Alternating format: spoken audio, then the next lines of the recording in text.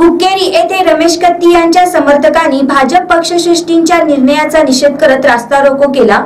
यावेळी पक्षश्रेष्ठींनी भाजप उमेदवारांबद्दल फेरविचार करून रमेश कत्ती यांना उमेदवारी न दिल्यास तीव्र आंदोलन करण्याचा इशारा यावेळी समर्थकांनी दिला आहे। चिक्कोडी लोकसभा मतदारसंघासाठी भाजपने ऐन टप्प्यात रमेश कत्ती यांना उमेदवारी डावलून अण्णासाहेब जोले यांना उमेदवारी दिली।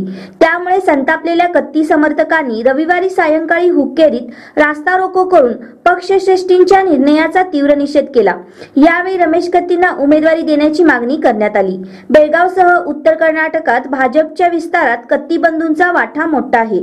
असे असताना रमेश कत्ती यांना भाजपने उमेदवारी नाकारल्याचा संताप व्यक्त करत कार्यकर्त्यांनी न्यायालयात सर्कल आवारात रास्ता रोको केला। यावेळी कत्तींच्या समर्थनात घोषणाबाजी करण्यात आली।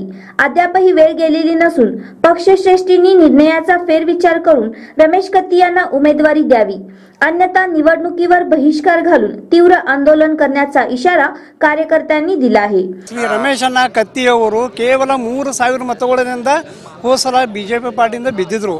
ಈ ಸಲ ನಾವೆಲ್ಲ ಅವರು ತಯಾರು ಮಾಡ್ಕೊಂಡಿದ್ದು ವೇಳೆದಾಗ ಈ ಸಲ ನಮ್ಮ ಟಿಕೆಟ್ ತಪ್ಪಿದೆ, ಯಾವ ಕಾರಣಕ್ಕಾಗಿ ತಪ್ಪಿದೆ ಅನ್ನೋದು ನಮಗೆ ಗೊತ್ತಿಲ್ಲ।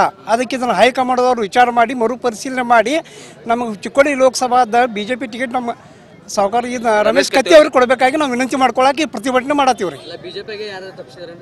ಬಿಜೆಪಿದಾಗ ತಪ್ಪಿಸಿದಾರೋ ಏನು ಇದ್ರಾವ್ ತಪ್ಪಿಸಿದಾರೋ ನಮ್ಗೆ ಗೊತ್ತಿಲ್ಲ। ಹೈಕಮಾಂಡದವ್ರು ಇದನ್ನು ಮರುಪರಿಶೀಲನೆ ಮಾಡಿ ನಮ್ಗೆ ಕೊಡಬೇಕಾಗೈತಿ।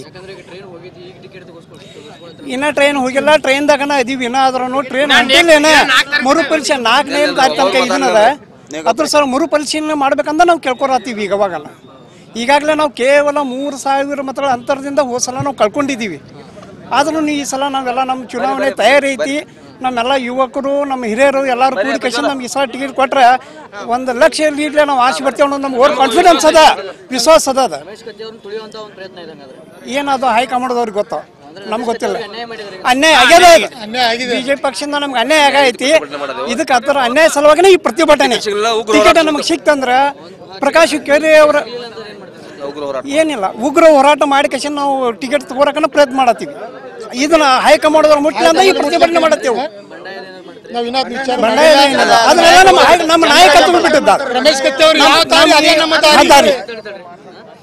ನೋಡ್ರಿ, ನಾವು ಬಂಡಾಯದು ನಾವು ಮಾಡುವಂತದ್ದು ನಾವಲ್ಲ, ನಮ್ಮ ನಾಯಕರು ಏನ್ ನಿರ್ಧಾರ ತಗೋತಾರೋ ಅದಕ್ಕೆ ನಾವು ಈ ಕ್ಷೇತ್ರದ ಎಲ್ಲ ಭದ್ರದೇವು। कार्यकर्त्यांच्या रास्ता रोकोमुळे काही काळ वाहतूक कोंडी निर्माण झाली होती।